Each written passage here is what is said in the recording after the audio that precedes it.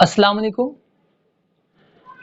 10th के results काफ़ी time वो आ चुके हैं and most of the students के एडमिशन प्रोसेस भी कंप्लीट हो चुका है।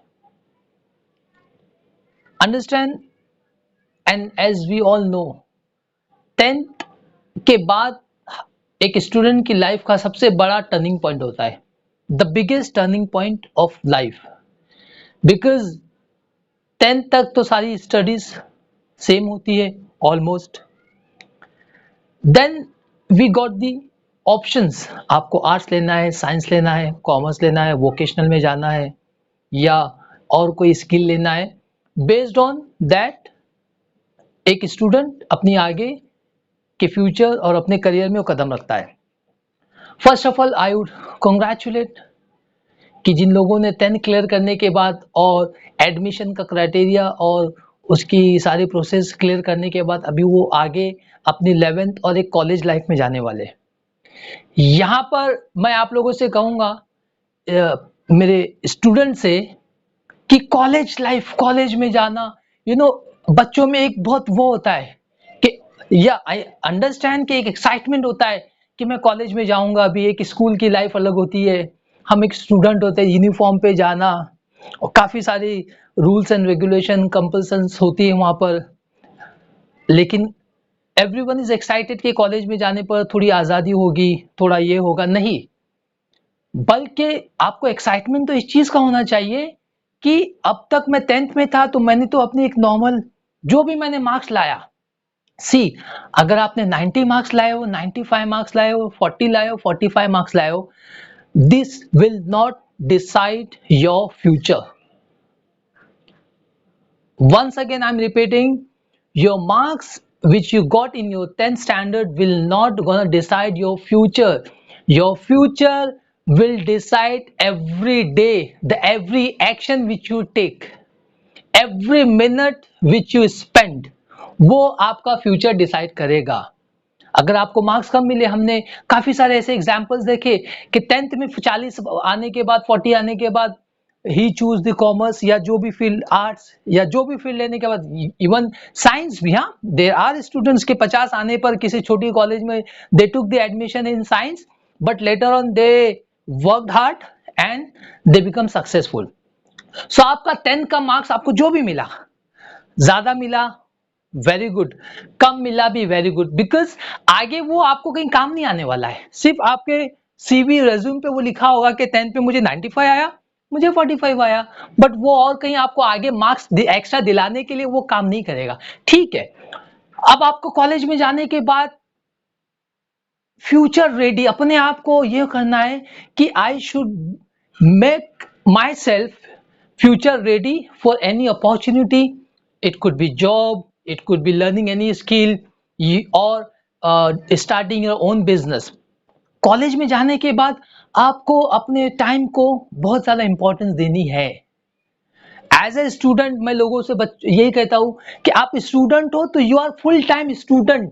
सिर्फ कॉलेज में हो तो आप स्टूडेंट नहीं हो, घर में आने के बाद आप जो है अब तो कॉलेज से आ गया, पढ़ाई कर लिया, नहीं, बल्कि till the time you and your final education, it could be graduation, post graduation और एनीथिंग, जब तक आप स्टूडेंट हो तो आप फुल टाइम स्टूडेंट हो आप, बिकॉज मार्केट में इतना ज्यादा कंपटीशन है कि ट्रस्ट मी, आपको कोई पता होगा कि ऐसी यूनिवर्सिटीज भी है, ऐसी कॉलेजेस भी है कि जहां पर 90 प्लस, 95, 98, 99 लाने के बाद भी एडमिशन नहीं मिलता है। कंपटीशन इतना स्टीफ है, इतना टफ है। एक फ्यूचर जॉब रेडी होने के लिए हमें क्या है, हमारे जो भी सब्जेक्ट आप पढ़ोगे, it could be commerce, art, science और एनी इंजीनियरिंग और वॉट एवर वोकेशनल आपने जो भी लिया है, आपको पहले दिन से उस पर फोकस करना है, पहले दिन से मेहनत करना है। वरना नॉर्मली होता क्या है कि स्टूडेंट्स जब कॉलेज में आने के, वैसे भी तो देखिए सितंबर में कॉलेजेस चालू होने वाली है, सितंबर से आप गिन ले, मार्च आने में कितने महीने होंगे, ओके, ऑलमोस्ट 6 साढ़े 6 महीने होंगे, तो पूरे साल भर की पढ़ाई आपको 6 साढ़े 6 महीने में कंप्लीट करा के आप अप्रैल और मई से आप 12th में चले जाओगे। तो वो 5-6 महीने आपको फुल फोकस से पढ़ाई करनी होगी। अगर वो 5-6 महीने आपने लाइटली लिए तो आपका 12th में प्रॉब्लम आ जाएगा, बिकॉज 11th का जब आप 12th में जाओगे, स्पेशली मैं अगर कॉमर्स की बात करूं तो ये होता है कि ये आपको 11th में पढ़ाया गया, वो आपको 12th में नहीं पढ़ाएंगे, कुछ पढ़ाया जाएगा बेसिक्स, लेकिन इन डेप्थ बोलेंगे आपका 11th में कवर हो गया है। अगर आपका 11th बेस आपने मजबूत नहीं किया तो आपको फ्यूचर में हमेशा प्रॉब्लम होने वाली है। और मार्क्स लाना, आप पढ़ो तो सिर्फ पास होने के लिए मत पढ़ो, मार्क्स लाना बहुत आसान है। मार्क्स लाना, मैं अपना पर्सनल एक्सपीरियंस शेयर करूं, 2001 में मेरा ट्वेल्थ हुआ था। उसके बाद में एक अकाउंटेंट के लिए, मतलब एक कहीं गया था जॉब के लिए कि छोटा ऑफिस में जॉब मिल जाए। आई वॉज वेरी प्राउड, क्योंकि मुझे 69 पॉइंट समथिंग आया था, ऑलमोस्ट 70। लेकिन उस टाइम पे 2001-2002 में 70 मार्क्स लाना भी, इट वॉज अ प्राइड। तो मैंने जब वहां उनसे कहा, जिनके पास मैं गया था, मेरे डैडी के रेफरेंस से गया था मैं, कि सर मुझे जॉब चाहिए और देखिए मेरा 70 मार्क्स आया है। वेरी प्राउडली मैंने अपना मार्कशीट और सीवी मेरे हाथ में था, थैली बैग था।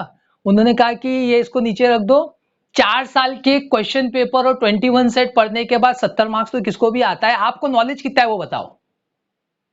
समझ रहे क्या पूछे? मार्क्स लाना 70, 80, 90, अभी तो क्लासेस वाले इतनी मेहनत और इतनी फीस लेते तो 90, 95 तो आपको लाके देते ही वो लोग। लेकिन उसके साथ में आपको एक्स्ट्रा क्या आता है? मार्केट में आप जब जाओगे, सो सिर्फ मार्क्स जो है ना, आपको करियर आपको बनाने में हेल्प नहीं करेंगे। आपका 12th में अच्छा आया, लेकिन आपका ओवरऑल आपकी पर्सनालिटी, आपकी जो है, आपने मेहनत नहीं की हो, आप जो है मार्केट को नहीं जानते हो, आपको लोगों से बातचीत करने नहीं आती है, एंड सबसे इंपॉर्टेंट आपका कम्युनिकेशन स्किल। कम्युनिकेशन स्किल का मतलब सिर्फ यही नहीं है कि आपकी इंग्लिश अच्छी होना, नो डाउट, आपके इंग्लिश का अच्छा होना आपके करियर को, आपके फ्यूचर को ब्राइट करने के लिए बहुत ज्यादा हेल्प करता है, बहुत ज्यादा। ओके, बहुत ज्यादा, इट मींस बहुत ज्यादा हेल्प करता है।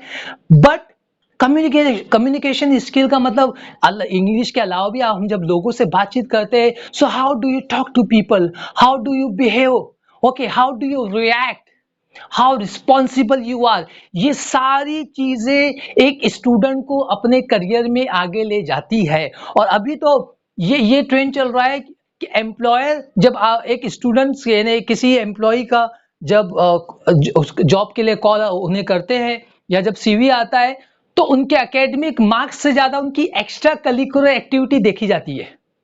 एक्स्ट्रा करिकुलर, क्योंकि मार्क्स तो लाना ही है, उसको पढ़ना ही है, वो तो उसका बेसिक है। नहीं तो वो आगे नहीं जाएगा, कल नेक्स्ट क्लास में प्रमोट नहीं होगा, फ्यूचर में जॉब के लिए रेडी नहीं होगा, ओके, फर्दर स्टडीज के लिए नहीं जाता है। लेकिन उस मार्क्स के साथ उसने अपने उन साल में क्या क्या अचीव किया, वहां पर देखा जाता है। ओके, ये he was very interested in sports, sports में इंटरेस्टेड था, मतलब ये रिस्पॉन्सिबल है, पंक्चुअल है, ये अपनी हेल्थ पे, फिटनेस पे ध्यान देता है। अच्छा, और ये टीम प्लेयर है, टीम मेंबर है, ये कॉलेज में ये फंक्शन ऑर्गेनाइज करता था। अच्छा, इसमें ऑर्गेनाइजेशनल स्किल भी है इसके पास, इसके पास जो लीडरशिप क्वालिटी है। तो ये सारी चीजें आपको कल जॉब के लिए देखी जाती है। तो आपको करना क्या है?